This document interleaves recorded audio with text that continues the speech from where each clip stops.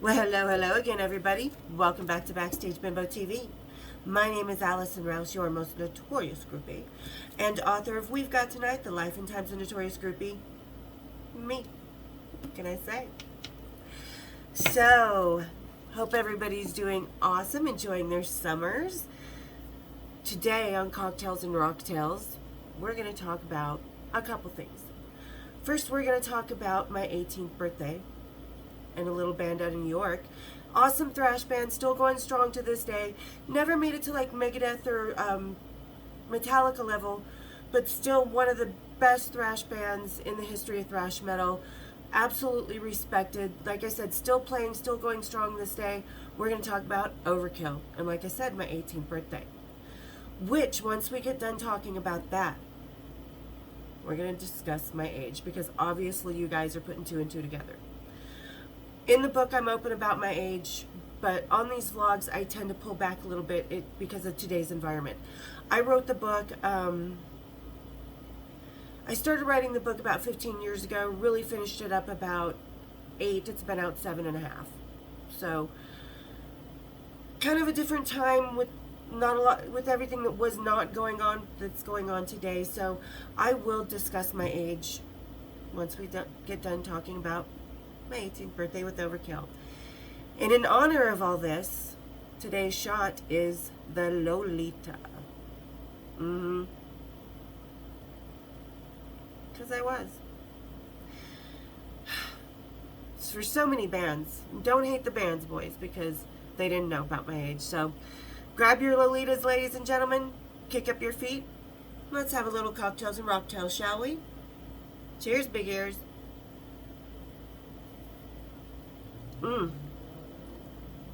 That's good. I like the spicy of the chili and the peach schnapps.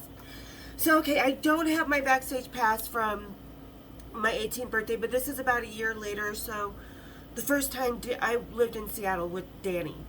So, this is another time, the second time I actually hung out with him. Not the first, because we didn't have a pass, because the show was at a little place called the Speedway Cafe. Okay. Sorry, I had to pause. I had to cough for a second.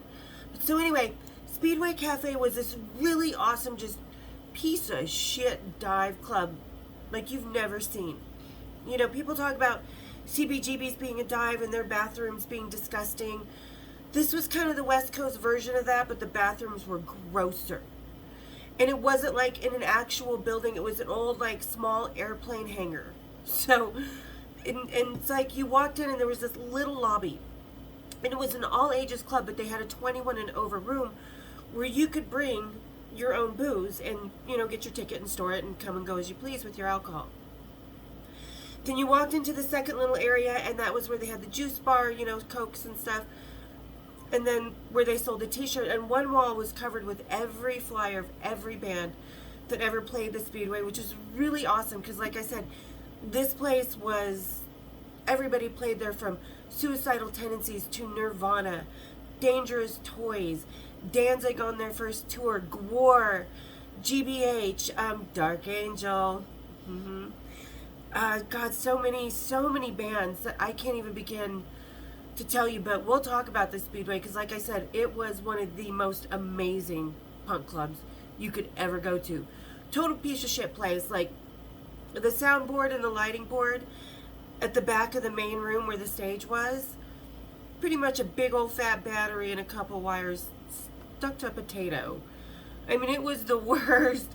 And like I said, the bathrooms, just gross. They were always flooded. There was hardly ever toilet paper.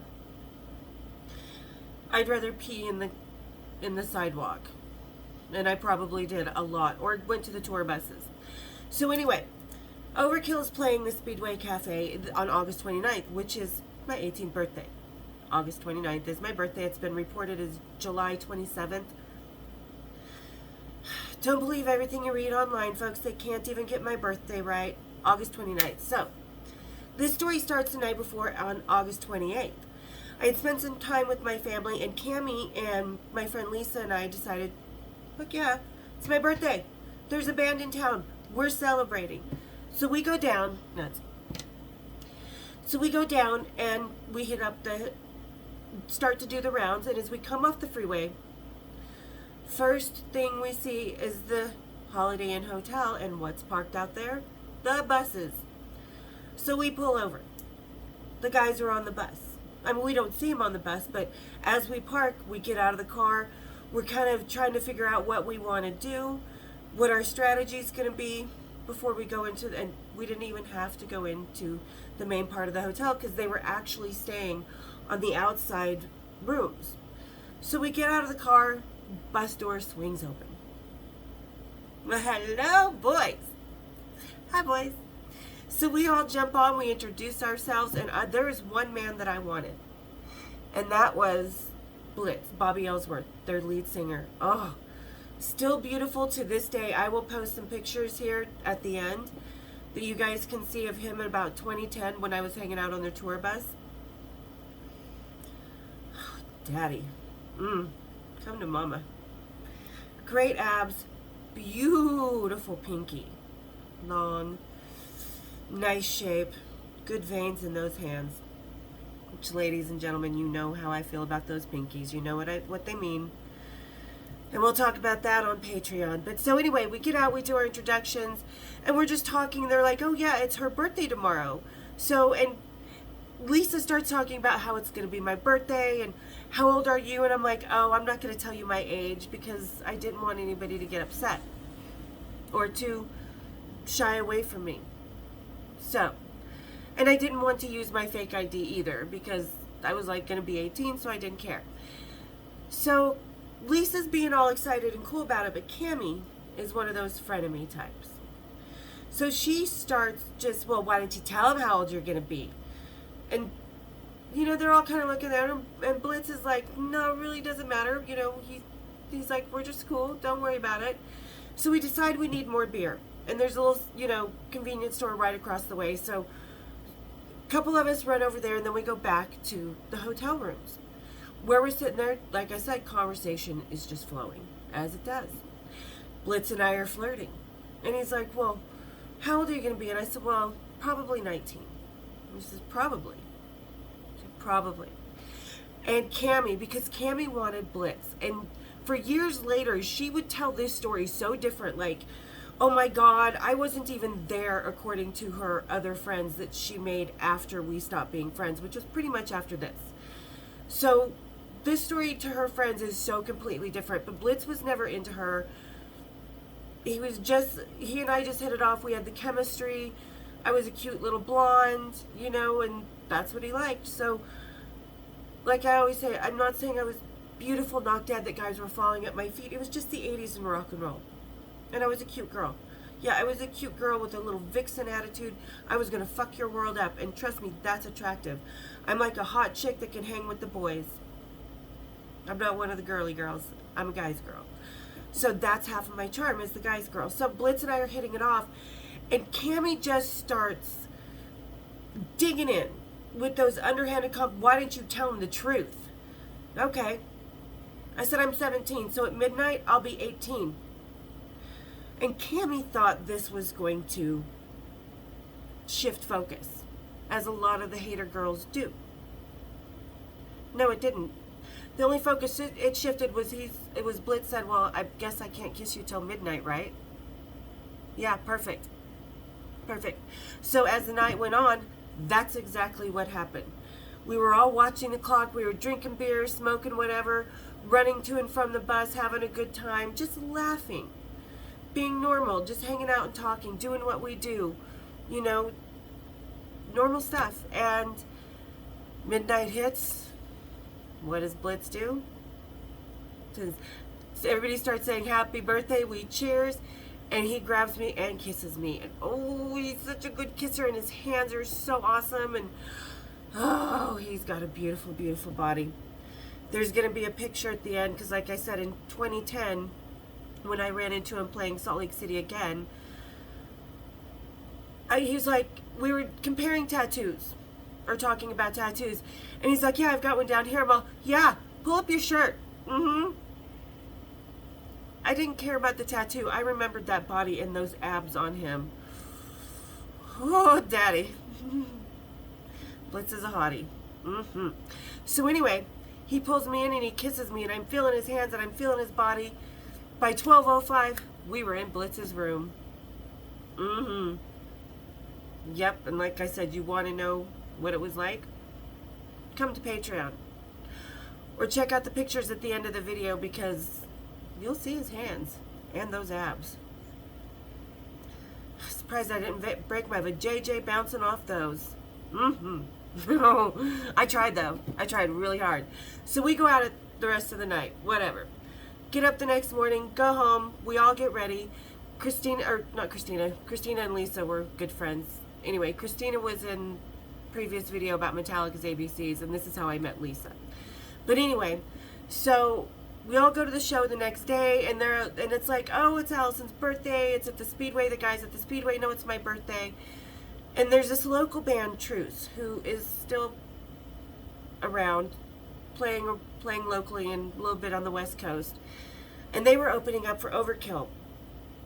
Well, they're strict about stage time. Opening band always gets, 30 to 45 minutes.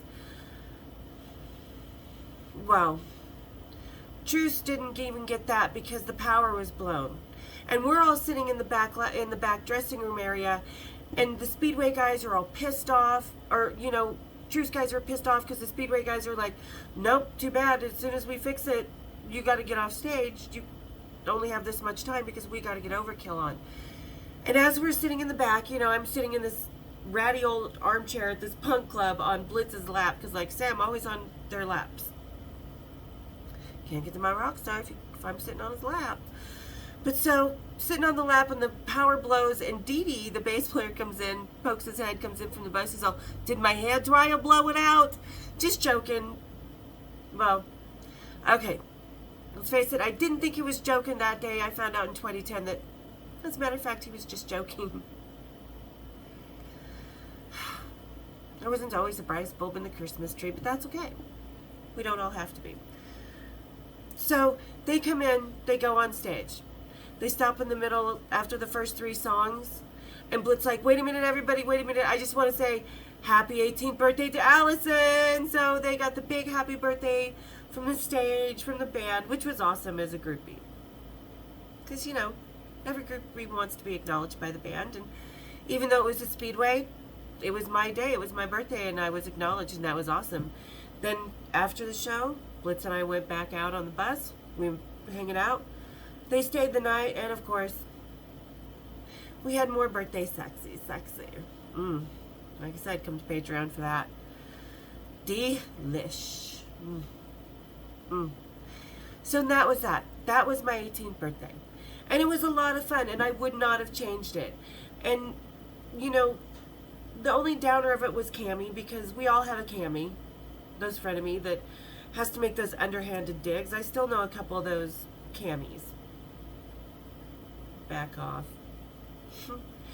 But that's okay. They weed themselves out like Cammie did. Like I said, this was probably the last time I think I hung out with her.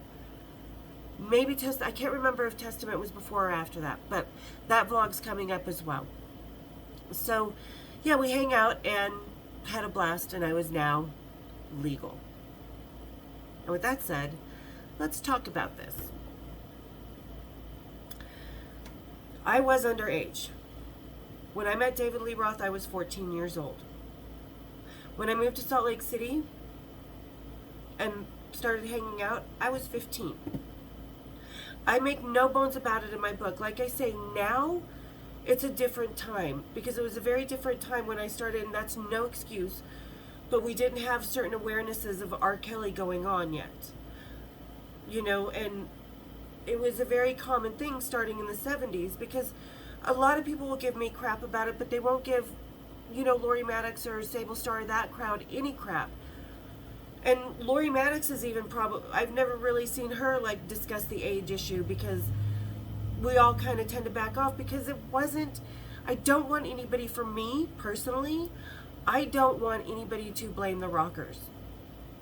Let me make this clear. None of those rockers, until after I turned legal age of 18 years old, and in the state of Utah, the legal age of consent was 16. So I didn't want any of the rockers to get in trouble. And especially have any negative backlash with their fans, because Metallica fans especially are very, very particular. They don't want to think of their idols off of their pedestal in any way, shape, or form. And this would do it because, yes, I was 15 when I met James Hetfield. Did he know it? No. He did not. I had a fake ID. I took a friend's sister's birth certificate, who was 22 years old, went down to the DMV, because at the time, before internet and the way computers are now, you could do this.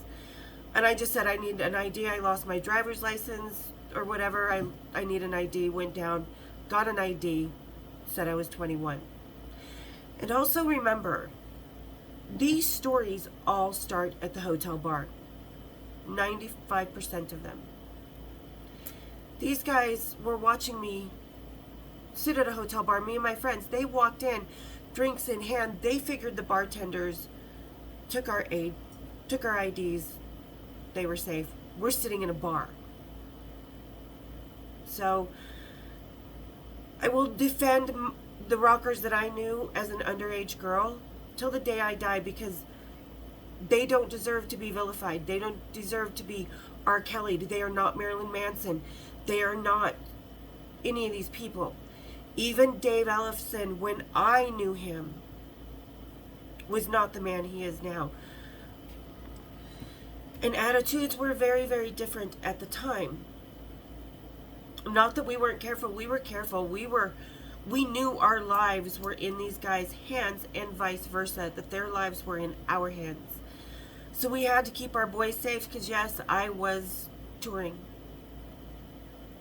Not only the U.S., but a couple other countries. I would tell my mom that and dad, my dad was living in another state, because my parents were 24 years married and got a divorce when we moved to Salt Lake City. 2 weeks before my 15th birthday. And like I said, I don't approach this subject very easily, because there were wrongdoings to girls who were underage that are coming to light. But again, let me make clear, there were no wrongdoings ever done to me and my friends. We were not preyed upon.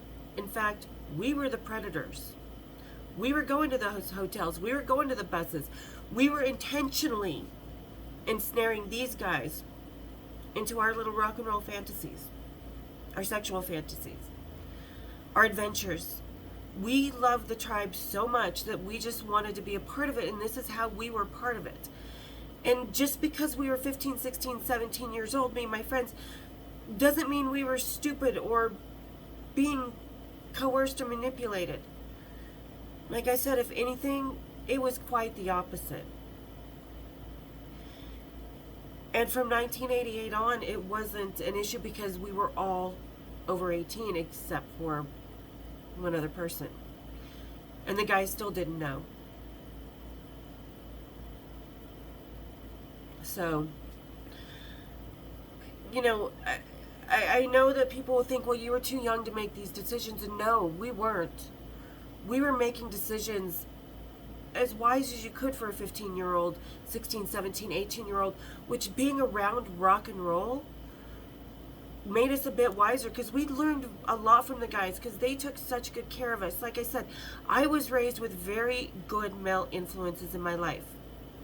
So I wasn't searching for daddy issues or anything. I was searching for my tribe.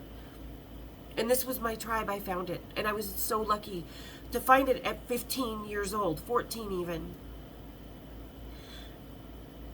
And I matured with that. And I started dating men 20 years older than me when I was 18, 19, 20 years old, because I was in a very different level of thinking than my friends that were my age, graduating high school and stuff. And like, I don't really know what else to say, because all I can say is we had fake IDs. We were looking for the rockers. None of those guys ever took advantage of us. No was no. And they protected us like I was taught growing up, in a manner in which I expected, that kept us safe. Obviously, I'm here. I'm in one piece. None of those guys ever caused me mental, physical, emotional anguish outside the normal relationship problems that everybody has. Of course, there were heartbreaks. There's going to be. You have your first love. My first love just happened to belong to James Hetfield. He just didn't know how old I was. So don't hate the rockers. Don't vilify them. Don't victimize me. Put the focus on the people that it should be. Like Marilyn Manson and his women. Like R. Kelly and his women. You know? So there you go. There's the truth, guys. So when I'm being coy about my age or avoiding my age or saying 18-ish, that I'm 18 for all these stories, it's because I'm protecting the innocent musicians, because they were innocent. It was me. I was the nymph. I was the vixen. I was the predator. I went after the men that I wanted, and I got them all without them knowing. But there's a whole story about me turning 18 as well, and it did affect the backstage all over the country. After I turned 18, there were some little girls. One day, I don't even remember, I think it was one of the Iron Maiden shows, and we had just got there. The band was not in town the night before, but they called us from production and said, hey, meet at this time. So we go up, we're waiting for the guys to come out. We sent one of the road crew guys in to get, tour manager, whoever. They come out, we're talking, we go on the bus, we do our thing. These two girls who are 15 and 16. We don't give a fuck about your age. We just give a fuck about don't talk shit about us. Well, they were talking shit about us. So before this one roadie who they were talking to, who came over to our crowd before we went on the bus and was like, oh, those girls are talking shit about you. They're saying this and this and that you're just old hags and they're going to take over your scene. No, don't play that game with us. So I walked over to our favorite little security guard who loved us to death and told him those girls aren't 18. If they try and go on the bus, ID them. And from that day forward, at the Salt Palace, you had to be 18 to go on those buses or to be backstage. From that day forward, because me and my friends changed that. And as my good friend Nora said, all of a sudden we realized, oh my God, what? How many of us were just turning 18? Because like I said, they didn't know. They had no clue any of us were under 18 years old. Because we were owning our sexuality and our womanhood, and we were approaching it with such vigor and such gusto that you wouldn't have thought we were that young. So there we go. I was 14 years old when I met David Lee Roth, and 18 by this day in 1988. I don't want anybody giving me flack about it. I don't want anybody giving me crap about it. I don't want anybody giving any of the boys, from Def Leppard to Metallica to Tesla to White Lion to so many others, Joe Perry, I mean, don't give anybody crap because they didn't know. Not everybody who's going after what they want at such a young age has psychological problems or issues or is vulnerable. Maybe somebody's vulnerable to them. And that's not discounting the women who have been through atrocities because of men, whether they are in music or not. Because I stand 100% behind the victims of R. Kelly and Marilyn Manson.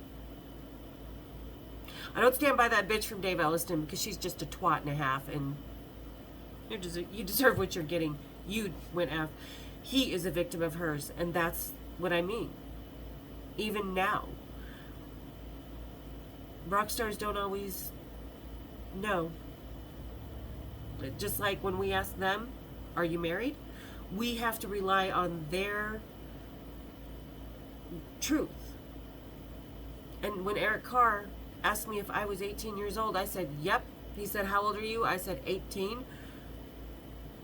He relied on my truth, and I wasn't. I was 16 or 17. So, don't hate on the rockers, guys, especially you Metallica fans. Please don't. Don't do this to the boys. They don't deserve it. James did not know. He's a great guy. He never did anything wrong at all. He always protected that band, the boys. They always protected us. Every single one of them. So there you go. I approached that. I'm done.